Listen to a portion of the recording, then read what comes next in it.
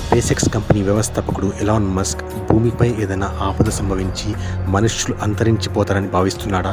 6.5 కోట్ల సంవత్సరాల క్రితం డైనోసార్లు అంతరించినట్టు మనము అంతరించిపోతామా? భూమి నుండి అంగారక గ్రహానికి ప్రయాణించాలనే మనిషి కోరిక వెనుక అసలు కారణాలేంటి? ఇంటర్నేషనల్ స్పేస్ స్టేషన్ భూమికి దూరంగా గత 25 సంవత్సరాలుగా నిరంతరాయంగా పనిచేస్తూ అందులో నివసించే వ్యోమగాముల కొరకు నీటిని మరియు ఆక్సిజన్ని అక్కడే రీజనరేట్ చేస్తున్న విషయం మీకు తెలుసా?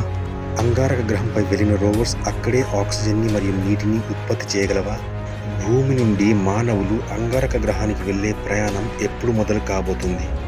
అంగారక గ్రహంపై నివాసాలు ఏర్పరచుకొని అక్కడ మనిషి నివసించే అవకాశం అసలు ఉందా?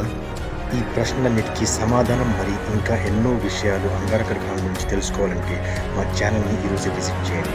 అక్కడ మీరు ఈ వీడియో ద్వారా ఎన్నో విషయాలు తెలుసు. గ్లోబల్ స్టడీస్ తెలుగు ఛానల్ ద్వారా ప్రపంచంలో జరుగుతున్న ఎన్నో సంఘటనలు మీ ముందు ఉంచే ప్రయత్నం చేస్తాను.